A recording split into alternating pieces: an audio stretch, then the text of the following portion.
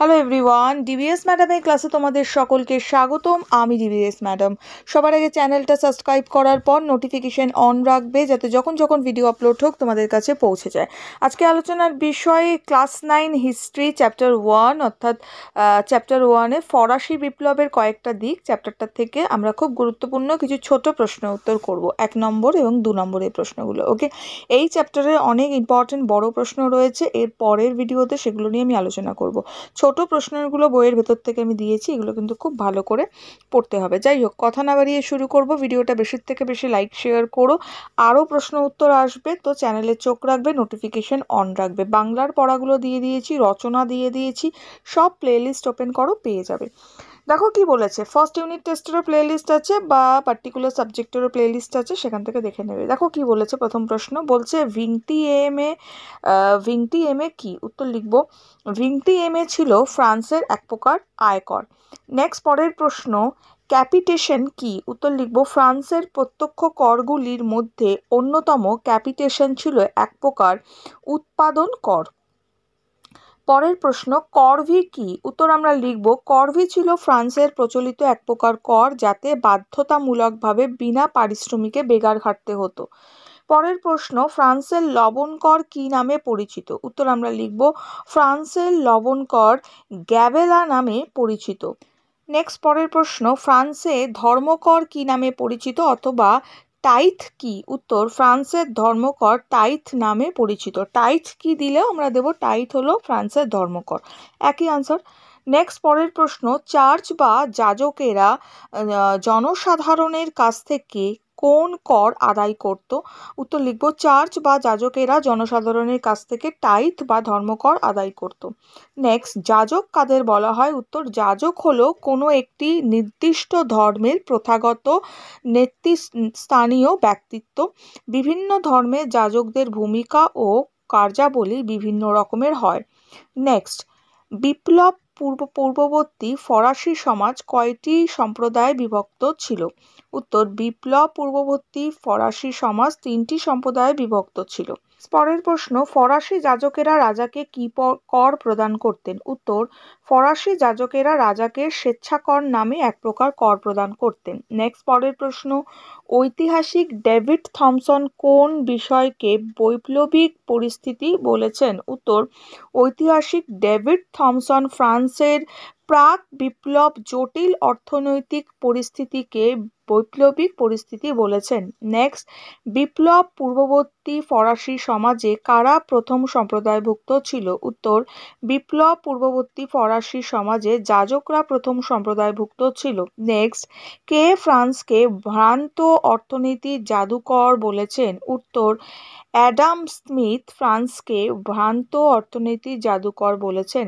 Next, পরের প্রশ্ন, the wealth of nation গ্রন্থটির রচয়িতা কে? উত্তর, দ্য ওয়েলথ অফ নেশন গ্রন্থটির রচয়িতা হচ্ছে অ্যাডাম স্মিথ। উত্তর। নেক্সট, পরের প্রশ্ন, বিপ্লব পূর্ববর্তী ফরাসি সমাজে অভিজাতরা কোন সম্প্রদায়ভুক্ত ছিল? উত্তর, বিপ্লবী পূর্ববর্তী ফরাসি সমাজের অভিজাতরা দ্বিতীয় সম্প্রদায়ভুক্ত ছিল। নেক্সট, ফরাসি বিপ্লব কত খ্রিস্টাব্দে শুরু হয়? 1789 খ্রিস্টাব্দে ফরাসি বিপ্লব শুরু হয়। নেক্সট, ষোড়শ লুই কোন বংশের রাজা ছিলেন? উত্তর, ষোড়শ লুই বুর্ব বংশের রাজা ছিলেন। নেক্সট, ফরাসি বিপ্লবের সূচনাকালে ফ্রান্সের রাজা কে ছিলেন? ফরাসি বিপ্লবের সূচনাকালে ফ্রান্সের রাজা ছিলেন ষোড়শ লুই। ষোড়শ লুই কে ছিলেন? ফরাসি বিপ্লবের সময়কালে ফ্রান্সের রাজা ছিলেন ষোড়শ লুই। নেক্সট প্রশ্ন, মেরি আতোয়ানেত কে ছিলেন? উত্তর আমরা লিখব, মেরি আতোয়ানেত ছিলেন রাজা ষোড়শ লুইয়ের পত্নী। নেক্সট, ফ্রান্সের বুর্ব রাজারা কোন তত্ত্বে বিশ্বাসী ছিলেন? ফ্রান্সের বুর্ব রাজারা রাজার দ্বৈত সত্ত্বে বিশ্বাসী ছিলেন। নেক্সট, ইন্টেন্ডেন্ট কারা? উত্তর, ফ্রান্সের প্রাক বিপ্লব পর্বে রাজস্ব আদায়কারী কর্মচারীরা ইন্টেন্ডেন্ট নামে পরিচিত। নেক্সট, আমি রাষ্ট্র, এই বিখ্যাত উক্তিটি কার? উত্তর আমরা লিখব, ফরাসি সম্রাট, এটা কিছু হবে না, ফরাসি সম্রাট চতুর্দশ লুই বলেছিলেন আমি রাষ্ট্র।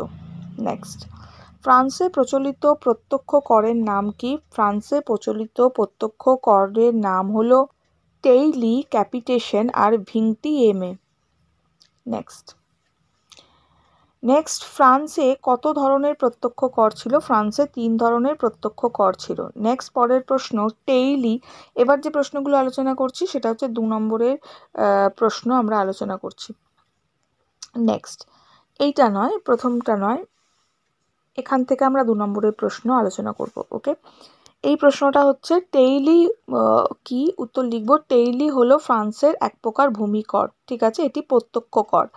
নেক্সট হচ্ছে, কে ফ্রান্সে ভ্রান্ত অর্থনীতি জাদুকর বলেছেন? কে ফ্রান্সকে ভ্রান্ত অর্থনীতি জাদুকর বলেছেন, কেন বলেছেন? এটা 2 নম্বরের প্রশ্ন। উত্তর লিখব, বিখ্যাত অর্থনীতিবিদ অ্যাডাম স্মিথ ফ্রান্সকে ভ্রান্ত অর্থনীতি জাদুকর বলেছেন। কেন বলেছেন? কারণ লিখব, ফ্রান্সকে ভ্রান্ত অর্থনীতি জাদুকর বলার কারণ, ফ্রান্সে প্রচলিত কর ব্যবস্থা ছিল বৈষম্যমূলক ও দুর্নীতিগ্রস্ত। ফরাসি সমাজে অধিকারভোগী শ্রেণীযাজক ও অভিজাতরা ছিলেন অধিকাংশ জমির মালিক, কিন্তু এজন্য তারা কোনো কর দিতেন না। অপরদিকে অধিকারহীন শ্রেণী দরিদ্র কৃষকদের সমস্ত কর দিতে হতো। নেক্সট, পার্লামেন্ট কি বা পার্লাম কি? উত্তর লিখব, পার্লাম ছিল বিপ্লবপূর্ব ফ্রান্সের রাজক্ষমতা নিয়ন্ত্রণকারী উচ্চশ্রেণীর অ্যাপিল আদালত, যেখানে নিম্নস্থ আদালতের রায়ের বিরুদ্ধে অ্যাপিল করা যেত। রাজকীয় কোনো আদেশ পার্লামে নিবন্ধভুক্ত না হলে তা আইন হিসাবে গণ্য করা হতো না। অষ্টাদশ শতকের শেষে ফ্রান্সে এই আদালতের সংখ্যা ছিল মোট 13টি। এগুলোর মধ্যে প্যারিসের পার্লাম ছিল সবচেয়ে শক্তিশালী বা সবচেয়ে প্রভাবশালী। নেক্সট পরের প্রশ্ন, এগুলো সব 2 নম্বরের প্রশ্ন বলছি। রাজনৈতিক কারাগার কাকে বলা হয়, কেন বলা হয়? উত্তর, 1789 খ্রিস্টাব্দে ফরাসি বিপ্লবের পূর্বে বাস্তিল দুর্গ রাজনৈতিক কারাগার হিসেবে পরিচিত ছিল। কেন সেটা লিখব, বিপ্লবের পূর্বে ফ্রান্সে লেতর দ্য ক্যাশ নামক গ্রেফতারি পরোয়ানার সাহায্যে রাজকীয় কর্মচারীরা যে কোনো ব্যক্তিকে গ্রেফতার করে বিনা বিচারে বাস্তিল দুর্গে আটক করে রাখত বলে একে রাজনৈতিক কারাগার বলা হয়। রাজতন্ত্র বিরোধী মনোভাব প্রকাশ করার অপরাধে দার্শনিক ভলতেয়ারকেও বাস্তিল দুর্গে আটক করে রাখা হয়। নেক্সট পরের প্রশ্ন, টেইলি কি? উত্তর আমরা লিখব, বিপ্লব পূর্ববর্তী ফ্রান্সে প্রচলিত একটি প্রত্যক্ষ করের নাম হচ্ছে টেইলি। টেইলি হলো ভূমি কর বা সম্পত্তি কর। এই কর ফরাসিদের সম্পত্তি অনুসারে ধার্য করা হতো, কিন্তু বাস্তবে মধ্যবিত্ত ও দরিদ্র কৃষকদের এই কর দিতে হতো।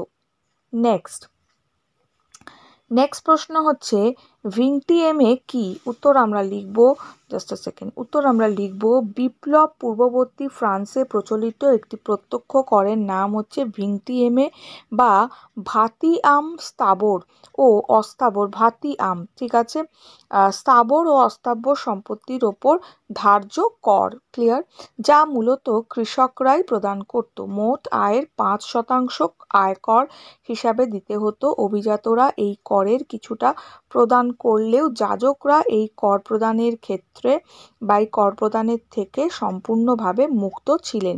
1749 খ্রিস্টাব্দে এই কর ফ্রান্সে চালু হয়।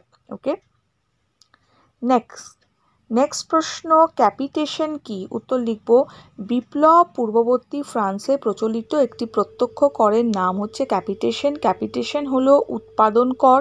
ফরাসিদের উৎপাদনের উপর এই কর ধার্য করা হতো। বাস্তবে যাজক ও অভিজাতরা এই কর প্রদান থেকে